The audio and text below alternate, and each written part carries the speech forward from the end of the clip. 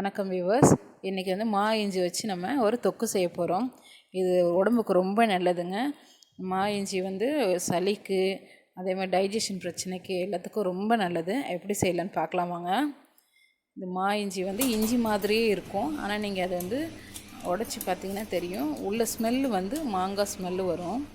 இந்த மாதிரி நல்லா எல்லா தோலெல்லாம் எடுத்துடணும்.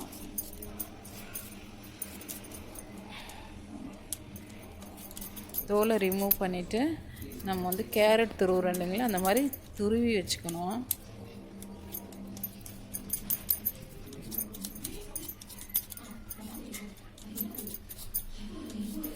சிலர் வந்து இது தோலோடையே கூட போடுவாங்க. ஆனால் வந்து ஸ்கின் ப்ராப்ளம் வர்ற வாய்ப்பு இருக்குது. அதனால் நம்ம வந்து அந்த வந்து இஞ்சி தோல் வேண்டாங்க. அதனால் தோலை எடுத்துகிட்டு நம்ம இந்த மாதிரி துருவிக்க போகிறோம்.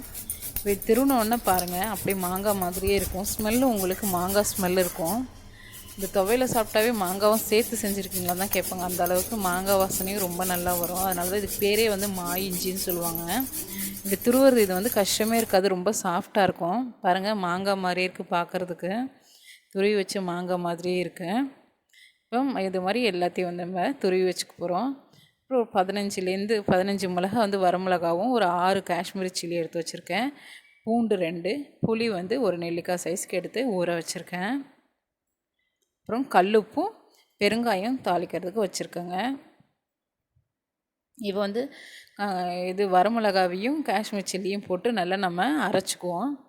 ஏன்னா வந்து இந்த மா இஞ்சியும் பூண்டும் வந்து கொஞ்சம் கொரகொரப்பாக இருந்தால் தான் நல்லாயிருக்கும். அதனால் ஃபஸ்ட்டு இதை நல்லா ஒரு 2 சுற்றிட்டு அதுக்கப்புறமா இப்போ நம்ம வந்து பூண்டு போட்டுக்கிறோம், மா இஞ்சியும் போட்டுக்கிறோம். மா இஞ்சி நீங்கள் கட் பண்ணி கொஞ்சம் நேரம் வச்சிங்கன்னா இந்த மாதிரி கொஞ்சம் கருப்பாயிரும். அதனால் உடனே செஞ்சுருங்க. அதுலேயே புளியையும் நம்ம சேர்த்துக்கிறோங்க. இந்த மாதிரி கொரகொரப்பாக அரைச்சிக்கணும். ரொம்ப நைஸாக இருக்கக்கூடாது, கொரகொரப்பாக அரைக்கணும். இந்த பதத்துக்கு இருந்தால் போதும். இப்போ நம்ம ஒரு கடாயில் வந்து நல்லெண்ணெய் ஊற்றிக்கலாங்க. நான் இப்போ கொஞ்சமாக செய்கிறதால நல்லெண்ணெய் கம்மியாக தான் ஊற்றிருக்கேன். இதை வந்து நீங்கள் ஒரு 6 மாதத்துக்கு கூட வச்சுக்கலாங்க. ஆனால் வந்து நல்லெண்ணெய் நல்லா வந்து எக்ஸ்ட்ரா ஊற்றி ஊறுகாய் மாதிரி செஞ்சு வச்சுக்கலாம் நீங்கள். இது நான் வந்து ஒரு 2 நாள்லேயே வந்து செலவாகிடும். அதனால் வந்து கம்மியாக தான் எண்ணெய் ஊற்றிருக்கேன். எண்ணெய் ஊற்றி கடுகு போட்டிருக்கேன், அதிலே பெருங்காயம் போட்டிருக்கேன். பெருங்காயம் போட்டுட்டு இப்போ நம்ம அரைச்சி வச்சுருக்கோம் இல்லைங்களா, அதை வந்து இதில் சேர்த்துற போகிறோம். இதில் வந்துட்டு நீங்கள் வெந்தய பொடி போட்டுக்கலாங்க. நல்லா இறக்கும்போது வெந்தய பொடி போட்டு நல்லெண்ணெய் நிறைய ஊற்றி செஞ்சிங்கனாக்கா இதை நீங்கள் வந்து ஒரு 6 மாதத்துக்கு கூட ஒன்றும் பண்ணாது. அப்படியே நீங்கள் வந்து ஒரு நல்லா ஆற வச்சு கண்ணாடி பாட்டில்லையும் போட்டு வச்சுக்கிட்டிங்கனாக்கா ரொம்ப வந்து எல்லா சப்பாத்தி, இட்லி, தோசை, தயிர் சாதம், சாம்பார் சாதம் எல்லாத்துக்குமே சாப்பிட்லாங்க. ஹெல்த்தி கூட. நீங்கள் வந்து இந்த மா இஞ்சி வந்து டைஜஷனுக்குலாம் ரொம்ப நல்லது. அதே சமயத்தில் வந்து உங்களுக்கு சளி தொல்லை இருக்கவே இருக்காது. இது வந்து மிக்சியில் கொஞ்சம் ஒட்டியிருந்ததை நான் கொஞ்சம் தண்ணி ஊற்றி அலசி ஊற்றுறேங்க. இப்போ எல்லாத்தையும் வந்து ஒன்றா மிக்ஸ் பண்ணிக்குவோம். மீடியம் ஃப்ளேம்லேயே இருக்கட்டாங்க ஸ்டவ்வு. எல்லாத்தையும் நல்லா மிக்ஸ் பண்ணி விட்டுட்டு நம்ம வந்து இதை மூடி வச்சுருவோம். மூடி வச்சுட்டு அப்பப்போ திறந்து நம்ம வந்து அதை மிக்ஸ் பண்ணி விடணும், அடி பிடிக்காமல் இருக்கிறதுக்காக. திறக்கும்போதே தெரியும் உங்களுக்கு எவ்வளோ ஸ்மெல்லு, ரொம்ப நல்லாயிருக்கும் ஸ்மெல்லு. பாருங்கள், எண்ணெயில் நல்லா பிரிஞ்சு வந்திருக்கு.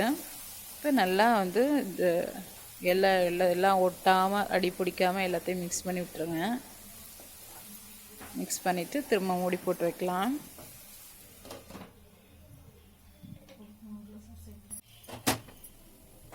நல்லா எண்ணெய்லாம் சைடில் பிரிஞ்சு வருது பாருங்கள்.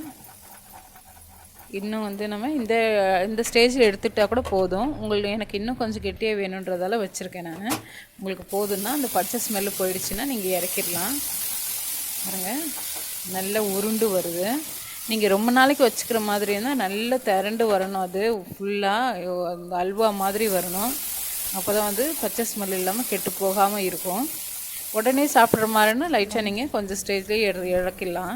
பாருங்கள், சூப்பராக வந்துருச்சு. பாருங்கள், கீழெல்லாம் எண்ணெய் எப்படி நல்லா பிரிஞ்சு வந்திருக்குன்ட்டு. நம்ம எண்ணெய் கொஞ்சம் தான் ஊற்றணும், அதுவும் நல்லா இருக்குது. அவ்வளோதாங்க, நம்மளோட மா இஞ்சி ரெடி ஆயிடுச்சு. நீங்களும் இந்த மா இஞ்சியை வீட்டில் ட்ரை பண்ணி பாருங்கள்.